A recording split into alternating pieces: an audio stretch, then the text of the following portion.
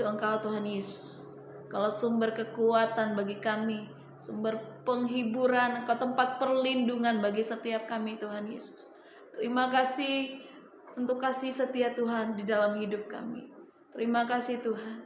Saat ini kami mau belajar daripada firman-Mu.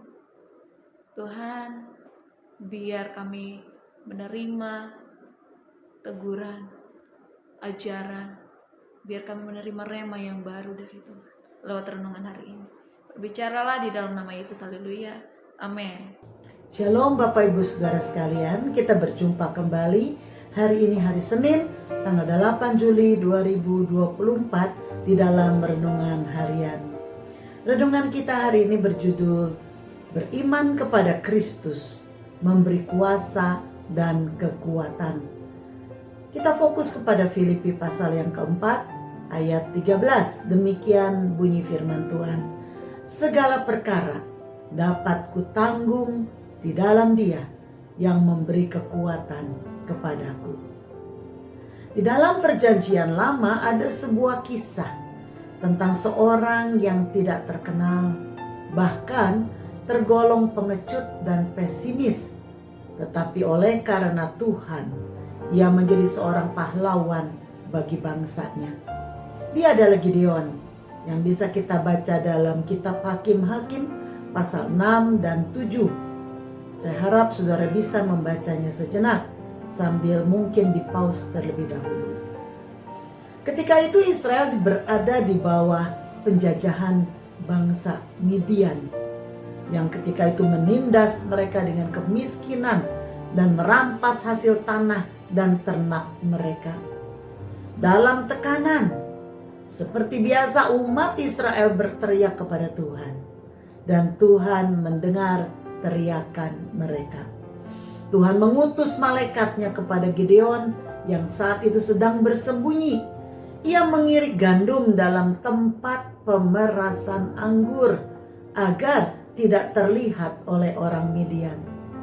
Lalu malaikat itu berkata kepadanya, Tuhan menyertai engkau, ya pahlawan yang gagah berani.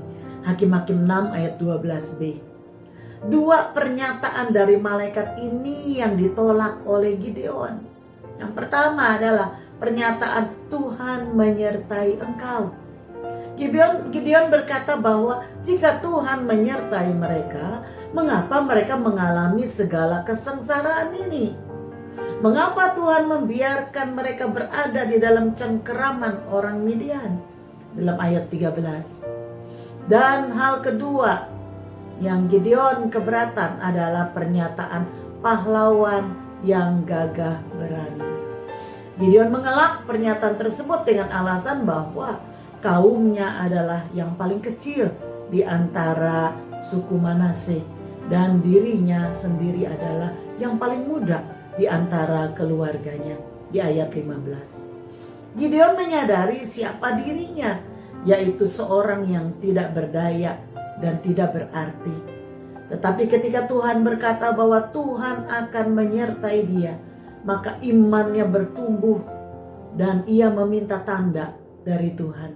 Dan Tuhan menjawab permintaan Gideon dan memberikan beberapa tanda. Yang pertama, memakan habis daging dan roti yang dipersembahkan Gideon dengan api yang timbul dari batu. Yang kedua, Tuhan mengadakan embun di atas guntingan bulu domba, sementara kering pada seluruh tanah yang lainnya. Di ayat 37. Lalu yang ketiga, Tuhan memberikan embun di atas seluruh tanah, sementara kering pada bulu domba. Di ayat 39 sampai 40.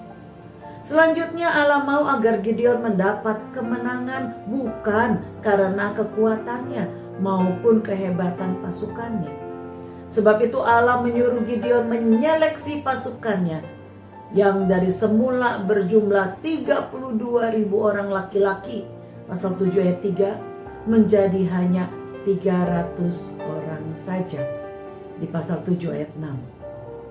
Dengan pasukan yang hanya berjumlah 300 orang saja, dan mereka bukan membawa senjata tajam, melainkan hanya sangkakala. buyung kosong, dan obor. Saudara bisa baca di ayat 16. Mereka tidak berperang. Mereka hanya meniup sangkakala, memecahkan buyung, serta memegang obor di tangan kirinya sambil berseru, pedang demi Tuhan dan demi Gideon.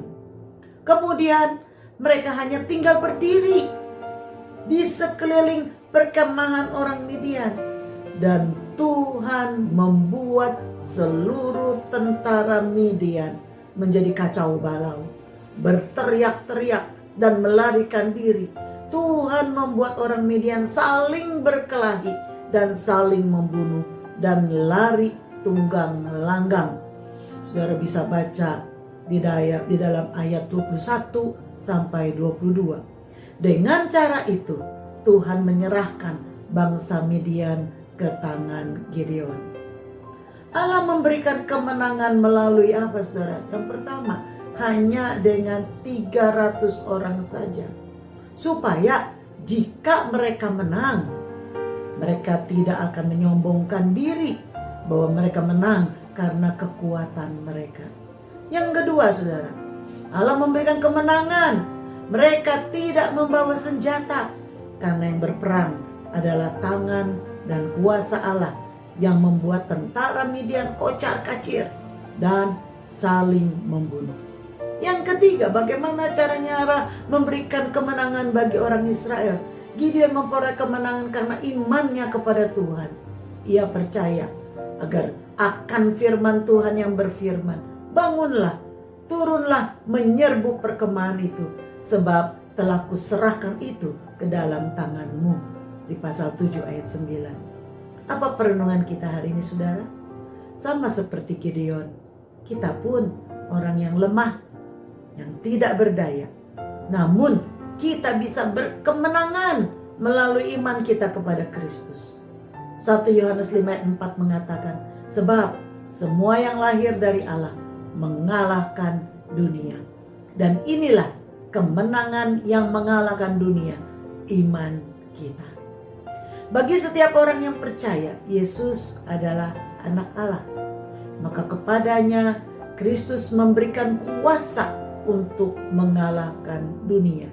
1 Yohanes 5 ayat 5. Karena di dalam Kristus ada kuasa, kekuatan, dan kemenangan. Matius 28 ayat 18, Yesus mendekati mereka dan berkata, kepadaku telah diberikan segala kuasa di surga dan di bumi. Hidup dan beriman kepada Kristus akan menjadikan kita lebih dari pemenang, bukan oleh kekuatan kita, melainkan karena kuasa dan kekuatan dari Kristus yang diberikan kepada kita yang percaya kepadanya, sehingga olehnya kita bisa berkata, segala perkara dapat kutanggung di dalam Dia yang memberikan kekuatan kepadaku. Segala perkara itu apa, saudara? Apakah itu kekurangan, kelimpahan, kesenangan, penderitaan, sehat ataupun sakit, masalah atau kesulitan, dan lain sebagainya? Kita dapat menanggungnya di dalam Dia yang memberikan kekuatan kepada kita. Amin. Mari kita berdoa. Terima kasih Tuhan untuk firman-Mu hari ini. Iman kami kepadamu, biar setiap hari semakin kokoh, semakin kuat. Kau bawa kami semakin mengenal Engkau, sehingga dengan iman kami akan memperoleh kekuatan, kuasa, kemenangan. Terima kasih ya Bapak. Terima kasih. Bukan kami mengandalkan kekuatan kami sendiri, tapi kami mengandalkan kuasa Tuhan yang luar biasa. Terpuji nama Tuhan. Di dalam nama Yesus kami mengucap syukur dan berdoa. Haleluya. Amin. Kiranya Tuhan memberkati kita semua. Shalom.